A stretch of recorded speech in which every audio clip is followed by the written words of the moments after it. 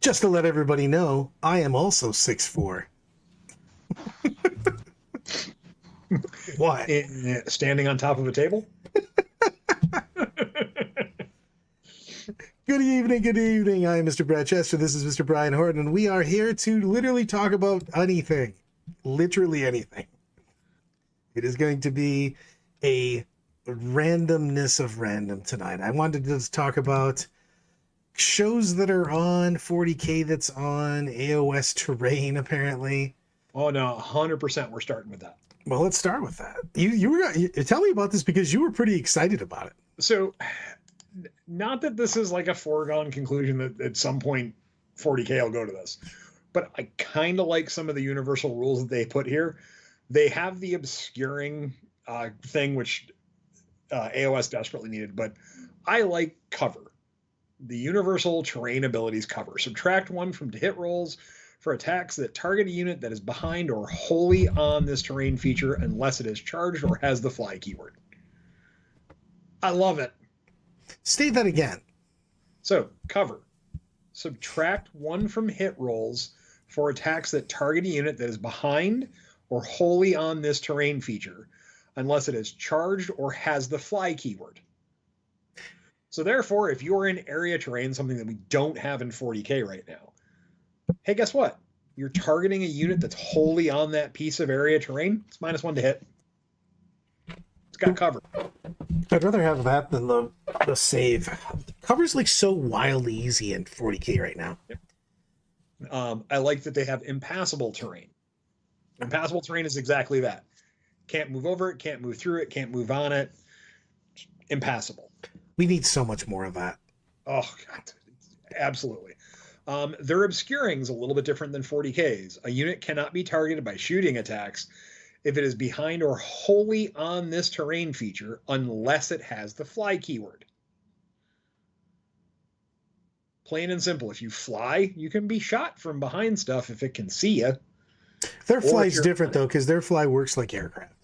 Yeah, their fly is definitely different. But it's really nice. I like that you can be on the terrain feature. It's an obscuring terrain feature. And hey, guess what? You can't be seen. Boom, plain and simple.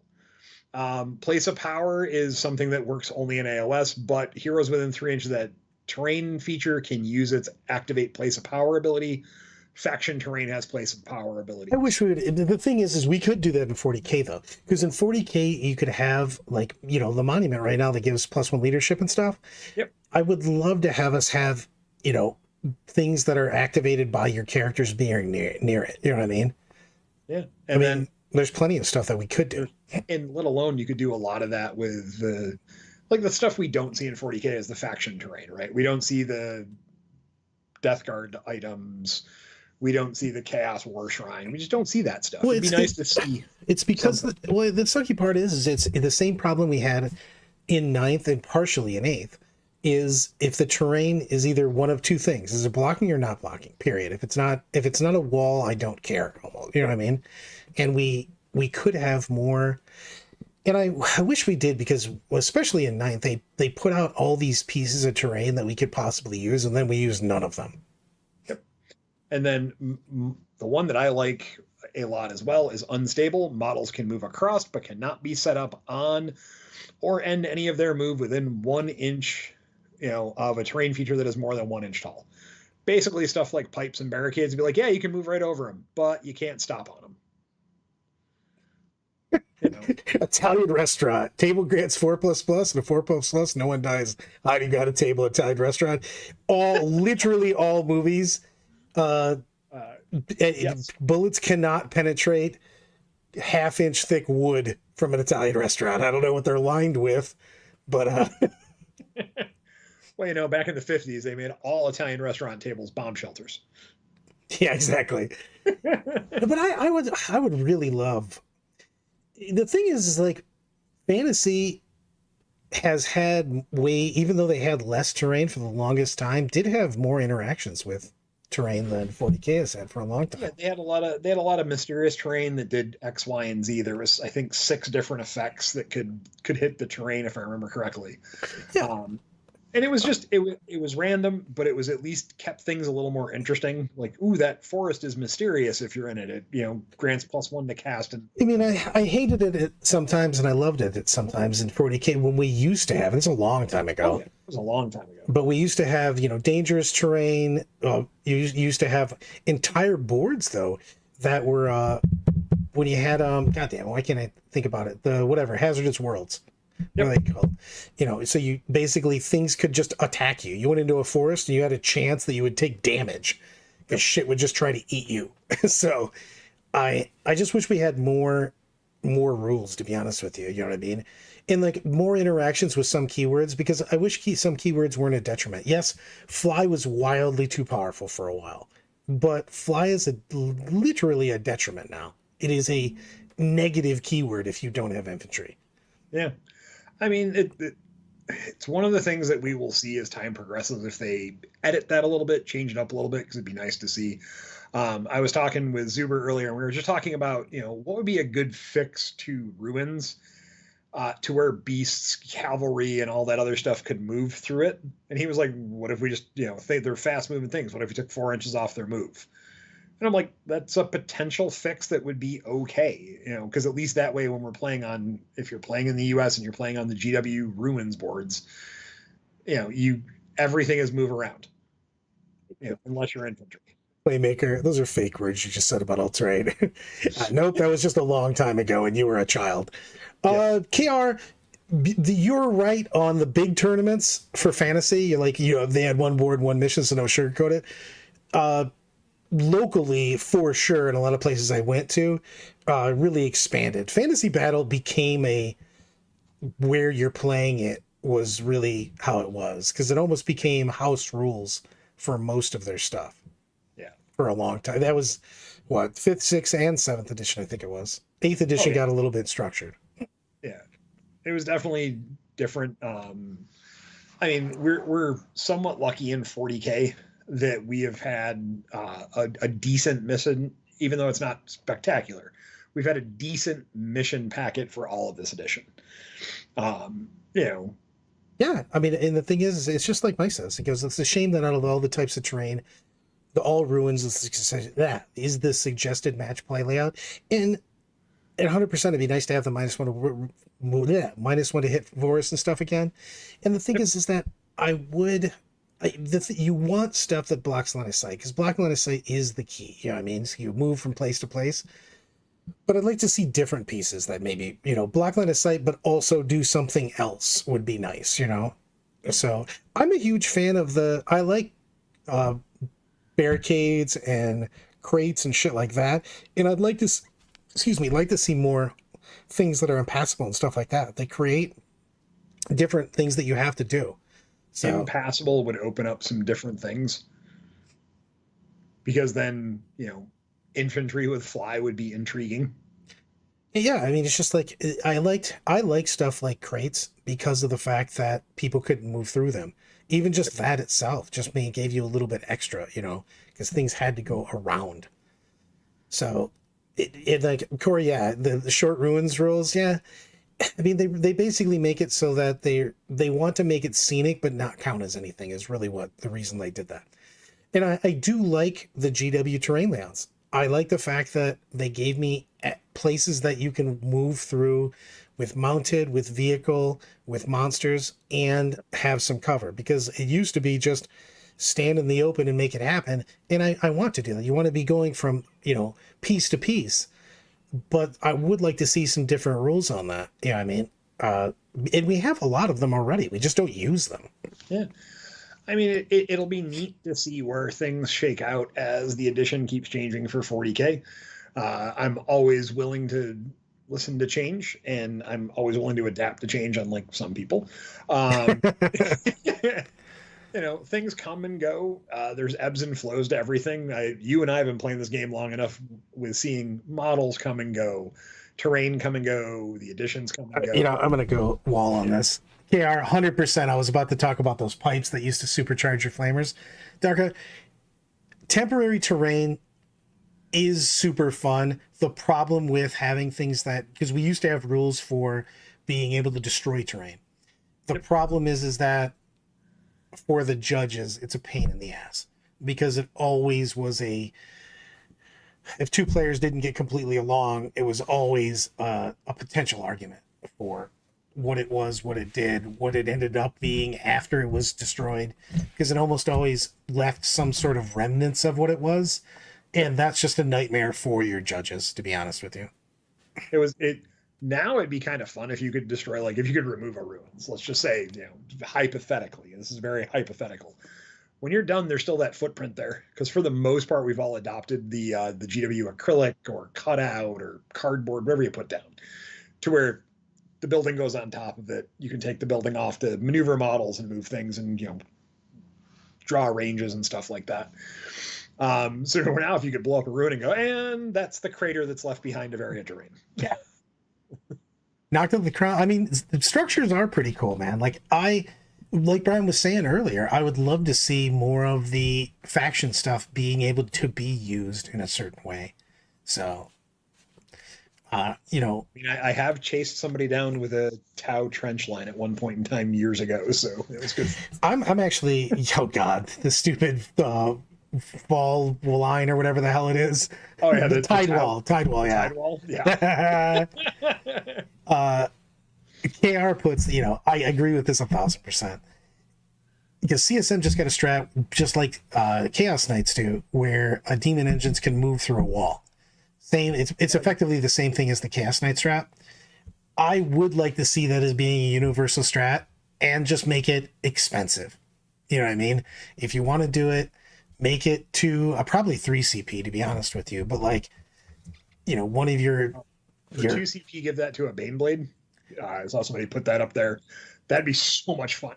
You could do it like 2/3 CP. Make it 3 CP for Titanic and make it 2 CP for vehicles and monsters. But that is pretty thematic to just go, hey man, like when the Norn, when a Carnifex, when a giant walker wants to go through a wall, he just kind of goes through the wall if he wants to. That'd be fantastic. I would greatly enjoy that. That's true. That is a leak, but it's pushed all over the place. So I will say, I just read the wall. I'm just reading the wall. Don't hit me. Don't kill me. Don't beat me. And remember, if you like this, you can like and subscribe to our channel. Helps out our metrics and keeps things going. By the way, Eloise made me a new setup for fix my list, so it'll actually look delightful. Awesome. It's fantastic. I'm repainting all my carnivores red as the Kool-Aid Man. Here comes the Baneblade. Oh yeah. Yeah, true. I love Kyle. Painting a big Kool-Aid Man on the front of the Baneblade. The iconic red just popping through the wall. Well, it's a big deal though, because there's like so many strategies right now. You're playing Sisters and you just take 2 Crusaders and you basically model them giving people the finger, because then they just make it so a knight or somebody can't move around. You're like, dude, I don't know if a Land Raider would notice that 2 Crusaders were there. You're like, hey boss, I think we hit something. I'm not 100% sure, because we're currently driving a building, which is basically what a Land Raider is. You're like, hey man, the old tank shock, get out of my way. Yeah. Death or glory, baby. Yep.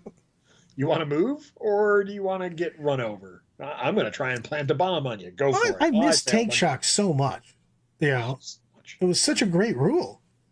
It was around for a long time. I'm not sure what the entire focus was on getting rid of it, but it was what it was. I mean, you should be able to, like, if I park a random unit of Seraphim in front of your Land Raider, you should just go, yeah, my plan is still gonna put me to throw this thing into 3rd gear and run over you, and just whatever. I love that. You just you can get out of the way. It doesn't auto kill you or anything, but you used to have to move, which makes more sense. It's also, I mean, I like things on the board that are thematic. Obviously, it's a game. You have to have rules. Some things aren't going to make any Oh sense. yeah, well, wouldn't it be better if Tank Shock, which is a strat now, wouldn't it be better if that was in the movement phase? 100%. If you could just push you could dislodge people because I mean Yeah. half the game goes down to move blocking, and a lot of the move blocks make no sense whatsoever. Again, especially when you're talking about the big vehicles.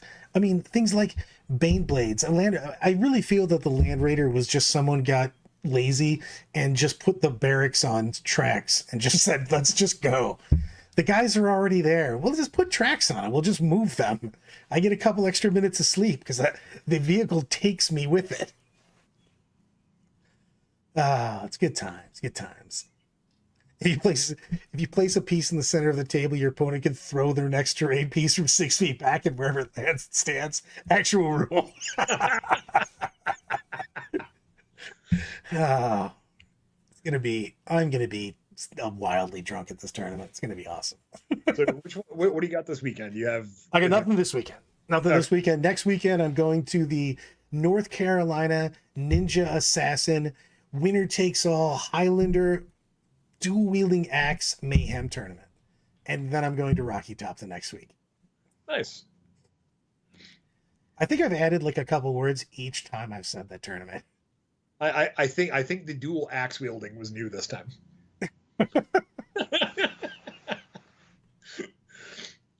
Yeah, But no, my next big event will be ACO because I've gotten conned into going by enough people. So I will be there attempting to not move 3,000 models around the table. I mean, I think I'm going to ACO just by the fact that Tom said he was going to get me on the way and didn't give me like an option. He just said he's driving there and getting me, then Tarantine. I'm like, I don't have a ticket. I wasn't planning on going. He's just like, get in the car. So I might be going whether I have an army or a ticket or anything. So let's do it. Yeah, I have zero idea what I'm going to run for it, but I'll be there with something. I just can't play Unending Swarm for a long tournament again. I don't know if my back can take it. It's funny because like I've been looking over because I'm getting my orc list together and I'm pretty excited about it, but I just don't think I can play Tide, even though every time I set it up, I was literally coaching it this morning and we're talking about it and what could beat it and what can't. And I'm like, is this just the best list for orcs? And then I thought again, how quickly would I die if I tried to play Green Tide? Like, Oh God, by the end of the second round, you'd be like, can somebody help me move models? I'm just and like I can't imagine 8 or 9 games in. Oh Jesus. Oh, It seems like it would not be fun times for me. However, that army's so good. it is good. It does also have a ridiculous win percentage on its first week out, but I think the meta will adjust a little bit shortly. It's the same thing when a lot of things when we went from a meta that didn't have a lot of horde or had a very like a smidge of horde basically, and now you're putting that in there. People are just going to have to. I've just been gearing up and the thing is everyone when you're looking at something like Green Tide, you have to look at what basically how many shots, how many attacks. Do I need to double down on this? What takes out one of those blocks, and then you put it into there. Don't spread your attacks all over the place, or you're just gonna. I will say this weekend, watching the Bully Boys list with the Mega Knobs with Gazgul, with the 2 Wogs, and I was just like, oh God, that just won't die. They won't go anywhere. Well, the only thing about I'll say this. This is why I just think that Tide's better because of the fact that you got to remember that the Bully Boys there's a bunch of OC1 models. So like when you just grab them and just stand in front of them and kind of go, no, wait for the wog to be done. No. Like they can't jump over you and they're slow. They move at the speed of smell. So you just lock them down and go, no, we're going to play the game in just a minute. Also, you have OC trash. So I'll probably steal the objective from you while I'm move blocking you. That you can't do that with the Green Tide because they're like, yeah, we have OC 48 on this objective. You're like, oh, well, fuck. Like that sucks. Yeah. Yeah. It's gonna be interesting to see where things shake out. I have a feeling that a couple of the lists that have been kind of sitting in the background, not being quite as good, will definitely take a step forward. in some ways, because like a couple boogeymen have left the meta a little bit, custodes. And that'll allow some armies to come back to prominence, which will be really nice. And also the fact that Chaos Space Marines just got so many point cuts. Sorry. So the wall just got me on that one. They have OC0 if they're dead. Rev your chainswords, brothers. So, but it's a big deal in that. It's hard to play with and against Horde if you haven't been doing it. You know what I mean? Because it is hard to play with it also, because you have to make a lot of good decisions to play it properly. Otherwise, you go... I was just talking about it today. I go, you know what's real bad for orcs is if Magnus sees that you've got two units next to each other, it just touches both of them, and you go, we don't have a good way to kill him. Mm-hmm. It's one of those weird things of with moving the Horde armies, you have to do all right, where is my acceptable loss this turn that I can make someone waste shots at so I can move better for the next turn? And that's a tough thing to learn. Yeah. Playmaker, message me later on that, because I'll instantly forget. So, but yes. TCAV I don't have. I'll try to source them off for you. Bring a Reaper, yeah. I mean, I thought the Reaper's been my favorite of the Gladiator tanks for a long time now, because the Lancer has such an upside to kill big shit, but it's also so swingy, because it's got two big shots and then the nonsense shots. The Reaper, because of the fact that it's got 1,000,000 shots and it's twin leaked, always just gives you that nice curve. Like, how did it perform? Real well. And devastating wounds is nothing to sneeze at. Yep. I mean, it just, especially when you're entering a lots of infantry based meta. Whew. No, I said the Lancer's swingy. The Reaper's fucking all it did. Yeah. Yeah, the Lancer's real swingy because, man, there's just times where it doesn't do what you want it to do. Especially if somebody's got an invuln. Yeah, I mean, it's just, you got to hit, you got to wound, and then you obviously get some rerolls on that, but man, it feels bad sometimes when you just bounce. Yeah, 100% Corey. Tons of shots and devastating, checks a lot of boxes. Yeah, for sure. Yep. Twin linked is just nasty when you're talking about devs too. You know what I mean? A huge amount of shots with devastating wounds attached to them with twin linked. Whoo! You're like, shit will die all the time. I'm semi worried that Chaos is going to literally be so powerful that it's going to say, or Tau, hold my beer. I got this. It's funny. You're worried about that. I'm worried about someone mastering the IG indirect fire list right now and going, all right, yeah, you got like 100 guys, but now they're all slow and the big blobs are dead. Yeah. And the thing is everybody when you're looking at a meta shift, you have to make sure that your list is still versatile. Because you can try, you've seen so many lists either not adapt or try to switch too soon, you know what I mean? And then they just can't deal with something. It's hard to make lists right now because you have to check all 3 boxes for damage. Can I take on Horde? Can I take on armor, 2-up armor save? Can I take on high toughness values? And that's hard to fit in a list. Take on all comers lists are going to be kind of a norm in some ways, I think. Especially when you have a lot of... The only time you're going to get away with that, which is why it's just easier, you get more streamlined list, teams. Teams, you can literally just ignore one of those. You're like, okay, well, I just can't kill high toughness. Who cares? So it's a big deal on that. Yeah. Exactly. Punning one of them and just not playing them. Yeah, don't even do it in the singles. Some of the guys have tried to do it before. I mean, I was always too paranoid because I always felt that I would get that pairing. But like multiple when we were getting ready for tournaments, sometimes the guys are just like, I just won't play that. You're like, you might. You're like, yeah, I just don't think I will. You're like, okay, but if you do, shit's gonna go down. Yep. Yeah, well, the thing is that, David, the damage here, I'll go down how you build a list.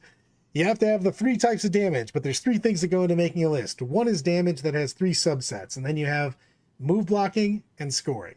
So there's 3 things in building a list: move blocking, scoring, damage, and then basically your damage has a subset of each one. Yep. Oh God. Has anybody had cooler lore and a lamer on the table model than Vashdor?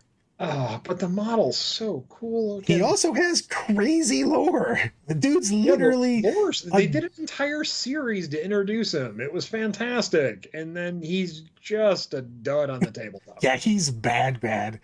He's like a demigod. He's a broker between all of the chaos gods, and he's got all these deals going on, and he's got getting all this power grab, and then nothing. Vashdor's the chaos god flashlights. Nice, Corey. I'm not going to repeat it, but nice one. Yeah, I would agree on that. He's just bad. He's OP in his lore, and he's just derp to derp. I wish I was as cool as a demon prince. Dang, like he sucks. The same data sheet as Xeris. I mean, Vashdor probably has a picture of Xeris up in his room. He's Jesus. I can currently beat Vashdor in a fight. Poor Vashdor. But all of the So all this new chaos stuff that they're teasing for the book, and of course, starting on Saturday, we'll kind of get the full view with all the people who are lucky enough to get the preview copies and put up their content, which is nice. I gotta say that it's looking wildly interesting. I've enjoyed what they've put out so far. The stuff has looked good. If we get a new season for tournament, new tournament season, which usually brings us new lore, because they put out what's going on. I'm actually really excited to see where the story goes, because there's like shit going down right now. You literally got Leviathan getting real close to Terra. You again had the Don cut the sky in half because he made the Eye of Terra become the rift of screw yourself. I cut the galaxy in half. And it's not like the Necrons went anywhere. You know what I mean? They're still causing shit. And reforming. Yeah. So, I mean, like, there's a lot of shit going on in the story right now. And I'm very curious And I want to see where they go with demons. Yes, that too. Well, that kind of goes hand in hand with what the Don's doing, because he's opening that up. Because the demonic incursions are actually much, much easier because of the fact of what he did with cutting the rift off. It seems like, at least in the lore that I've read recently, it seems more like the Chaos Demons are following the Chaos Space Marines more than appearing on their own. It seems like it's becoming a more controlled, focused fight with them. I think that's more because of the fact of the leaders right now. I think that thing's going to spread into nonsense. Also, I think that they're trying to gang up on the Emperor, because there's also the chance that the Emperor is finished powering up and he's going to super scion on everyone. He's been juicing up for a while now, so his final form might show up. There's just a lot of stuff going on. Also, you got to figure that we've probably got double Primarchs coming up here in the next year. At least one, right? You got to have at least one this year. You need some craziness. I would love to see. I mean, I thought that the Leman Russ was going to be coming back for a while now, because I was super wrong about that. Because it seemed again when the only one I don't want to see come back is Rogel Dorn. Don't you put that evil on me, Ricky Bobby. I'm going to put that, because if he comes back, all I'm going to do is anytime anyone ever plays him, puts him on a table or talks about him, I'm just going to slip into the old Saturday Night Live Bob Dole routine. And I'd be like, Rogel Dorn says, because Rogel Dorn goes. Where Rogel Dorn is, Rogel Dorn has. I'm going to the wall on this because there's a bunch of good things. 100%, Mike. You guys feel like the lore has gone a little stagnant since the start of 10th? Yes, because they were pushing the envelope. They were pushing the lore very hard in 8th and 9th, and it was awesome. And KR, 1,000%. Yes. They should be doing campaign books. They are amazing. They get people to understand the story. You put those campaign books out and you make them part of the tournament scene also. They're fantastic. Campaign books are awesome. They put out the Pariah Nexus book, but because it had no matched play rules in it, everyone ignored it. Yes, you basically put match play bros on it, and you put the ton of lore in it, and people will buy the shit out of that, and they will accidentally find out lore. You know what I mean? I mean, So all you got to do is make a new model, put it in a campaign book, and just put in one page of rules for it, and bam, sales. I mean, yes, a few years ago they were talking about Rust coming. When the 13th Company, when Wolfen showed back up, that was supposed to be when Lehman shows back up. The Great Wolf basically showed up with his psychos to wreck shop. That was the lore. Also, I mean, one of my other favorites, Vulcan should have been back because his entire legion's been trying to put together their quest for the artifacts. Oh, God. Dude, Lyle with the $2 super chat. Bow glue, Togao, Ook forks. I feel like I just had a brain aneurysm. I feel like there's a lot of things to read in between the lines on that one there. So player results, I mean, they used to. We had that. I mean, this is forever ago, but we did have that giant campaign where that's 3.5. Yeah. They had an Eye of Terror campaign back in 3.5, where pretty much local stores ran events. They submitted lore reports, and that decided that the 13th Crusade 3.14 didn't go through. Yeah, that thing was awesome. His Salamander's just still on the scavenger hunt for Vulcan. Yes, he basically went, you have to pick up all this stuff and a gallon of milk. So, yeah, I'm going to die one day, but it's just going to sound like reading one of your chats.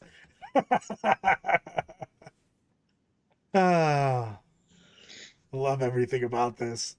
Now, but I want to see, I'd like to see more of it because we are supposedly getting in time wise. This 13th Crusade pushing through, you've got all of these things setting up to really move the storyline forward. And they did a great job in 8th with the Indominus Crusade, the Primaris Marines, all that stuff, moving the story forward. They did a good job in Leviathan pushing. And the nice part is they've done everything.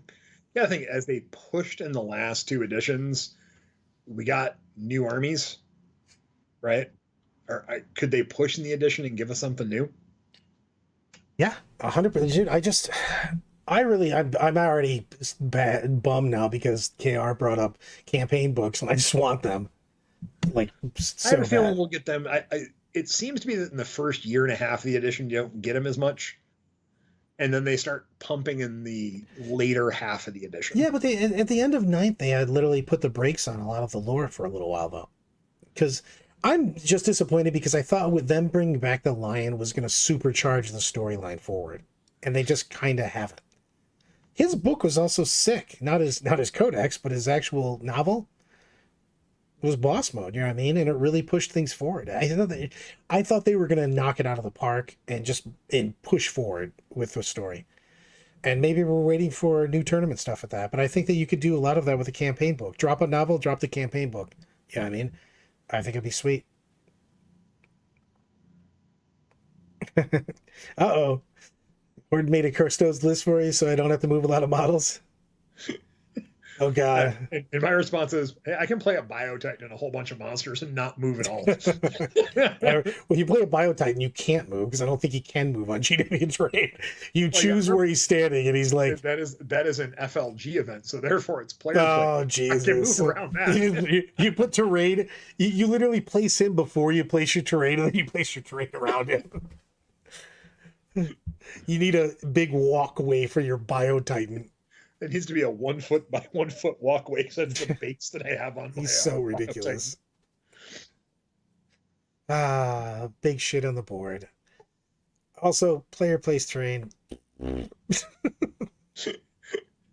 If I bring a Biotitan, it wouldn't shock me if Joe would put me on stream.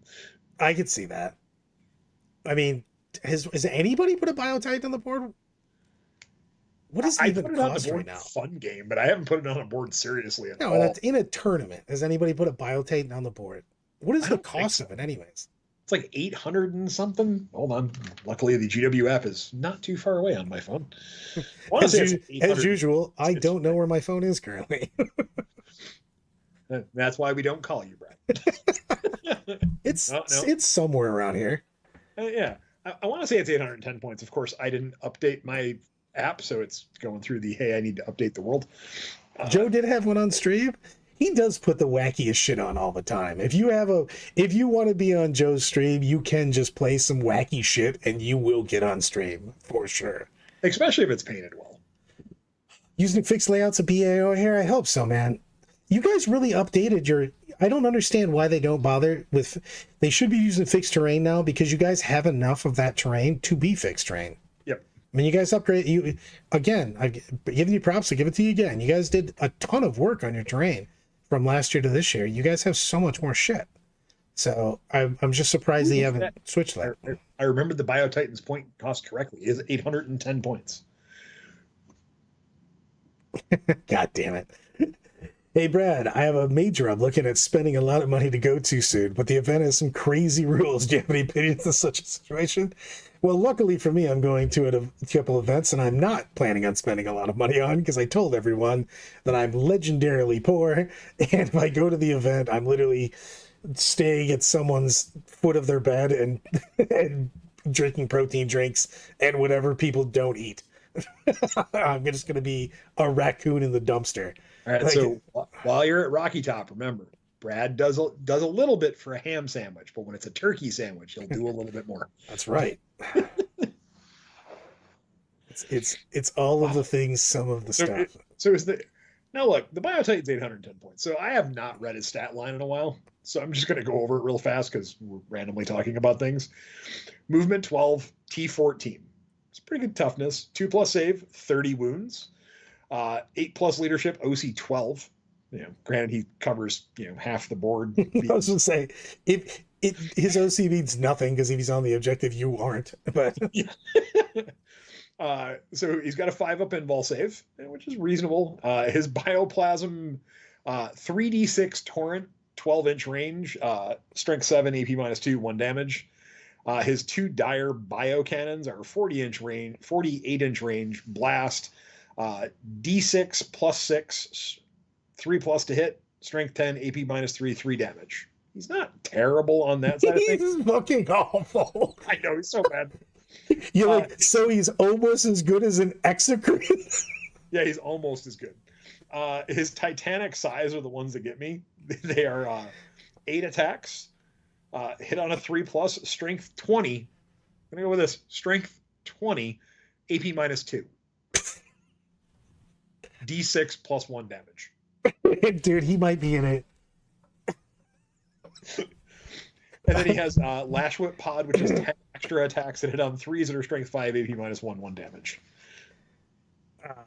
Why? Oh my god. He can't kill a unit of Terminators. No, not at all. AP -2. Giant, massive scything talons the size of like tanks. AP -2, D6 +1. I love he's just got shit for guns. Oh yeah. Ooh. The Harridan. He does have a transport capacity. I mean, somebody's got to be worth a shit with him. Each time this model makes a normal move, advance, or fall back, it can move over models and any terrain feature that's 4 inches or less in height. Counted as it wasn't there. Ooh. I mean, I'm not gonna lie. I'm just gonna ignore this dude anyways because he doesn't provide any damage. I know. It's 800 points of your army's right there. Is that all? Okay. Like, who cares? It is hilarious because you do get random people with like a random attack that's like AP 5. You're just like, what? Why does he have that? For 800 points, he gets 2 Storm Surges. That's frightening. 2 Storm Surges would kill 2 of your BioTitans. Yeah, hands down. Like, laughably. Down. Oh, yeah. I don't even know if the BioTitan can hurt the Storm Surges. Because it's not going to be in Flamer range, so they're going to be firing back and forth. Oh, that's going to be rough. Yeah, it's some kind of bad. Also, the Storm Surges are going to be guiding for each other. Just kidding. Oh, God. Oh, that's brutal. Yeah, it is. Look, on some of the Forge World stuff, they did really good with the rules. And then some of the stuff, they went, Nah, nobody's gonna play with that anyways.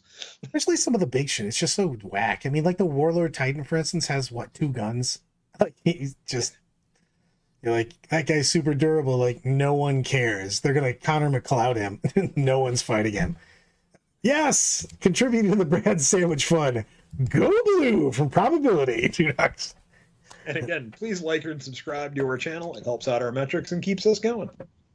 And share to your friend groups and everyone you know. Put it up on Facebook. Also throw in Twitter. comments, guys. It does actually weirdly change things. So it gets put up more the more comments it gets. So you can tell people how tall I am. All 5'3" of them. Aries meta. I'm totally taller than 5'3". Thank you very much. I'm 5'3.25". Screw you. Loving you guys make me shorter, even shorter than I am. My favorite thing that happened this year was when I found out from Kenny that, because he always sits when he paints, and he told everybody he was 5'7", and he was telling me this story, and I looked and I go, because him and Rob, we came and did a picture at Adepticon, and they both bent down to get in the picture for me, and he was telling me the story, and I looked at him and I go, you know the worst part about this, Kenny, is your fake height is still taller than me. Oh, you son of a bitch. Your haha, I'm really short height is taller than I am. Makes me sad. That is true. At night, the Warlord Titan only had a 63% chance of killing a single beast of Nurgle. Oh. Kenny's taller than me.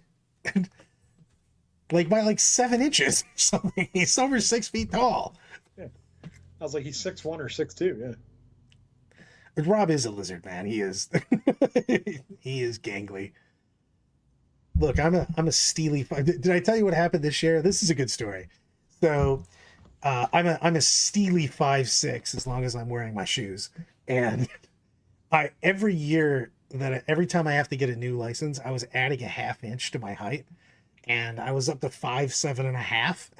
And the last year I went to get my license, I tell the lady, she's like, blah, blah, blah, how tall are you? You know, how much do you weigh? How tall are you? And I was like 5'8". And she literally looks over the counter, goes, nah. I just kept going. I'm like, man. I was like, I just get punked by the DMV lady. No, so Brad, is that when you have shoes on and you're wearing my pants standing on top of the plates? Oh, that was great when I ran out in front of the hotel. I would like my pants, sir. I don't know what you're talking about. The best was the sad look on your face as you went, please? It was a rough night, man. I was ready to go. Oh, good times. Good times. What tournament was that? Was that ACO? That was Motor... Oh, that was MCM. It was MCM, yeah. It was MCM. Yep. Trouser me, Nave. That was a good time. We had nothing but good times in MCM. I have officially ordered the plaques and stuff for Salt City, and the second best general award is called the Brad Chester Memorial Award. Yes, I love that. I love it. Meeting with Nathan, who I knew years ago. Yeah, it's tough. With Nathan and Nathan is legitimately a foot taller than me. I think I'm a 5'6". Thank you very much. And what, Nathan's like 6'5", 6'6"? Yeah, he's got to be 6. Yeah, he's a good foot taller. One of my favorite pictures of all time. We were in Austria and we're walking through the in Vienna at the Palace, and you can see us, but you can only see it like silhouette. And somebody took a picture of us, and it just looks like a dad walking with his kid. He's just so much bigger than me. That was a really good walk you and your son took in the Palace grounds. Kid's 7 years old, is going to be taller than Brad. Oh, he's gigantic already. He's so big. 2 Brads in a trench coat. Brad gets taller when he lays on his back. I think that's why Brad keeps his beard, is so they don't card him quite as often at the bar. Oh, I wish. I didn't tell you what happened at Anna's, didn't I? No. Oh, we go to the restaurant next door and we get a couple drinks, and it's Tom, Butters, myself, and I don't remember who else is with us. And the girl walks up, the waitress walks up and says, you know, can I check your IDs? And I gave her kind of a quizzical ID, and she goes, not you. Like, with that exact tone right there. I was just like, oh. It's like, yeah, not you. Shut up, you old man. No one needs your ID. Your doorbell had run away on Saturday. No, I was not feeling well after the evening started, unfortunately. She count assassin with the Blood Bowl gnomes. But good times. I'm trying to figure out what are the best times we've had. Saturday, Salt City, most any of the MCMs when we were, Yeah. especially when we were at the other one. Yeah, when we were at the old venue. Yeah. It just had a really good area for us to hang out in. Mm-hmm. I mean, I have to give it to the girls this year. This is actually funny because we walked up day one at MCM last year, and they're like, hey, blah, blah, blah, the bar closes at 10. And then, you know, a million people showed up, and they just stayed open till like 3 a.m. So it was... We were like, we know the bar stays open till 10, but you see the 50 of us that are standing over here? Yeah. We're good tippers, and we'll make it worth your while to stay. And the one bartender goes, yeah, but they won't pay us after 10 o'clock. And we were like, we make enough money that you won't care? Yeah, we will. They were like fighting for that afterwards. Ed Miller, $1.90 super chat. Go Blue. Fuckers. Hey, by the way, Ed runs BFS. Their singles event has their tickets up now. Go to battleforsalvation.com. Nice. Check it out. They do a phenomenal event. Coming next year for the team event. This year was just a weird timing.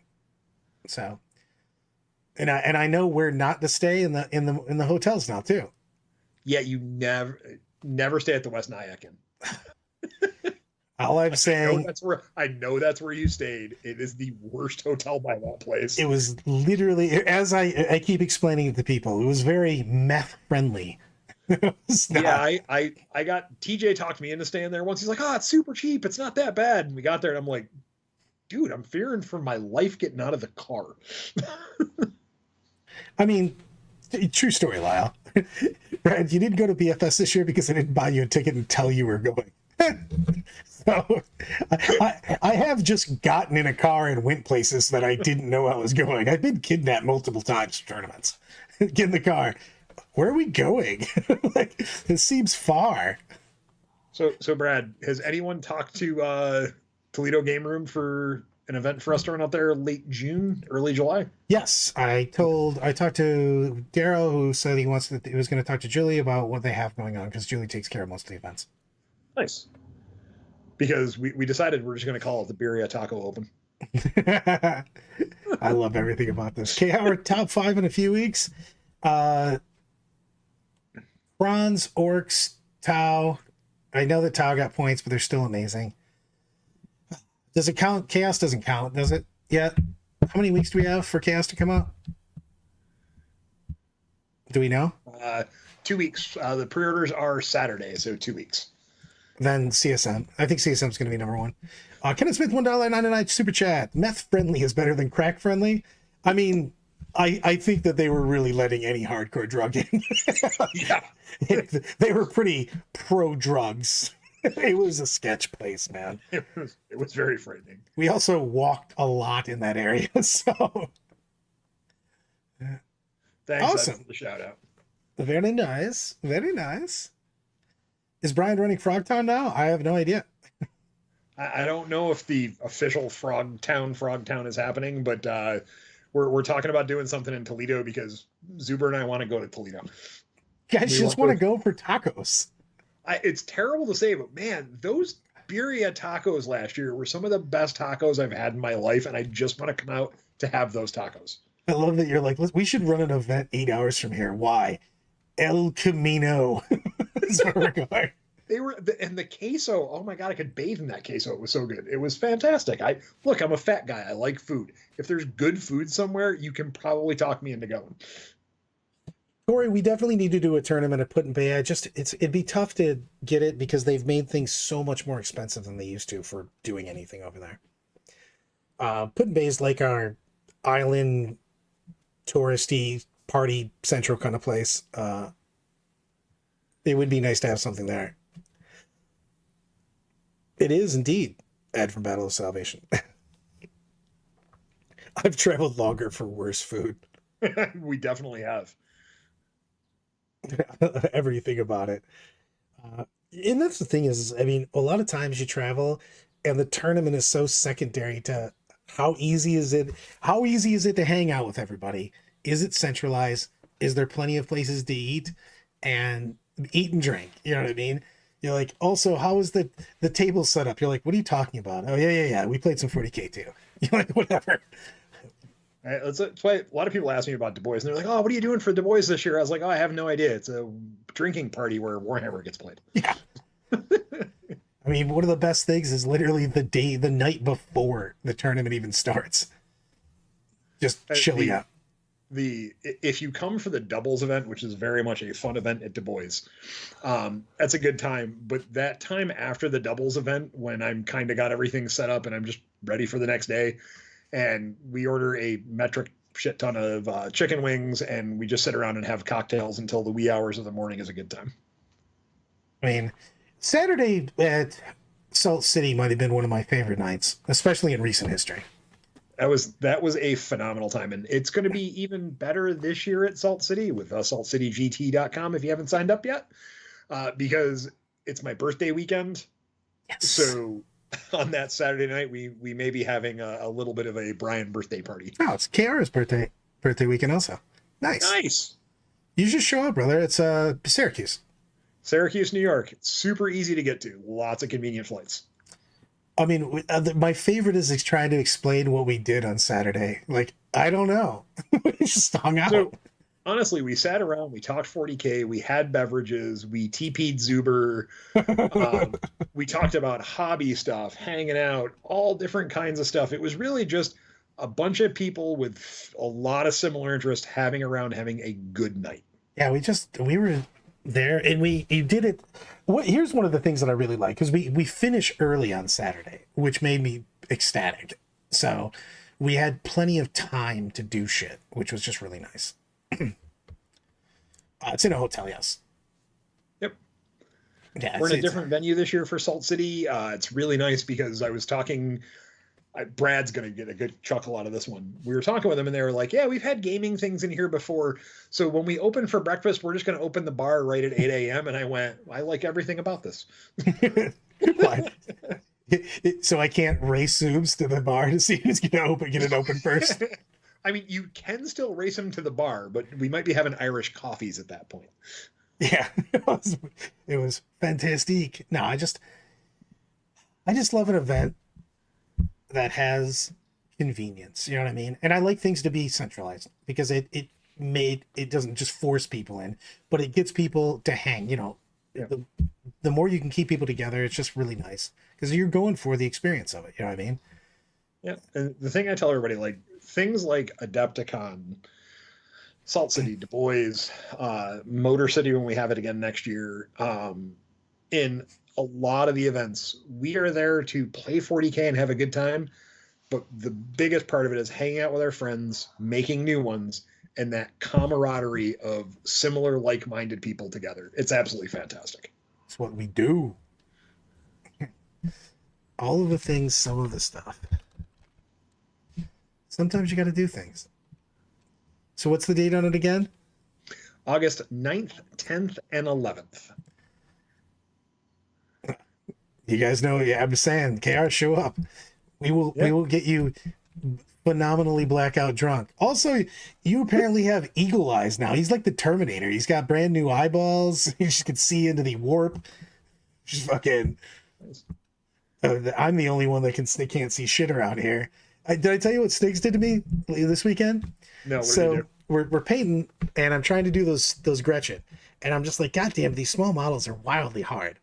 And he's telling me about what to put on certain things.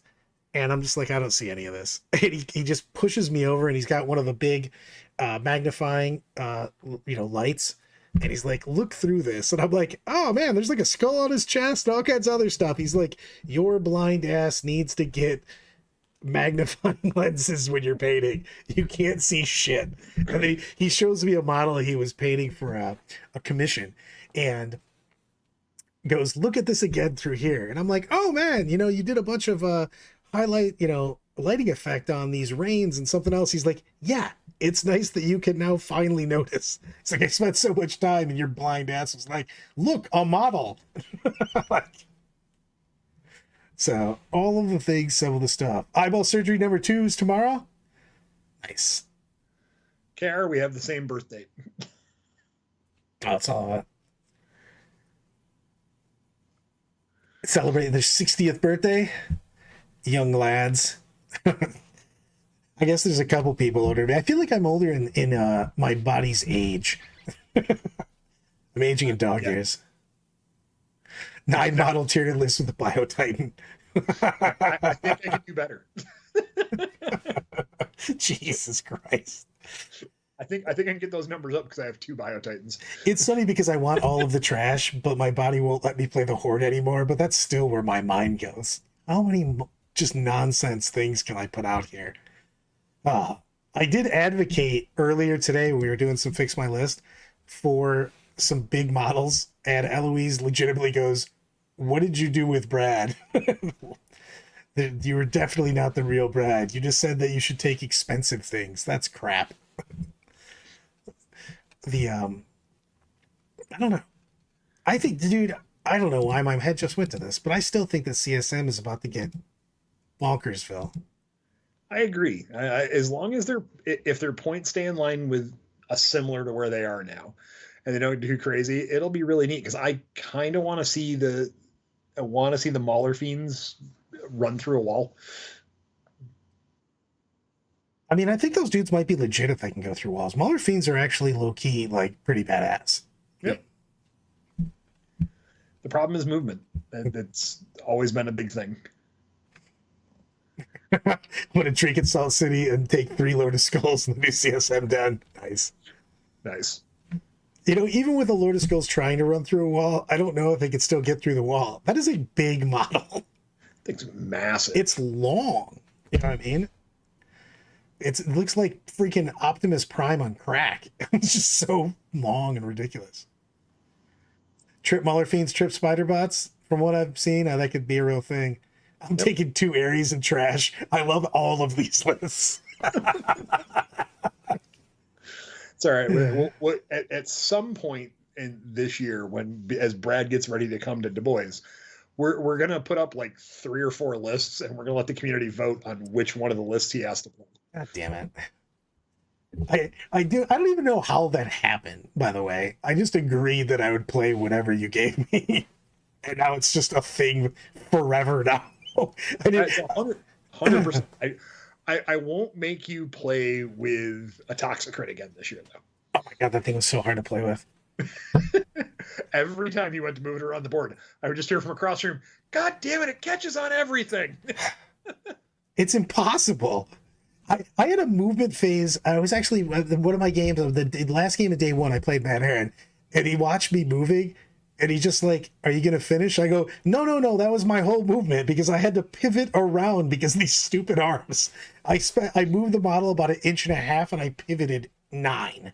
And I was like, what the fuck? This sucks. Yes, I did. They did make me play with a Toxicrit. It was impossible.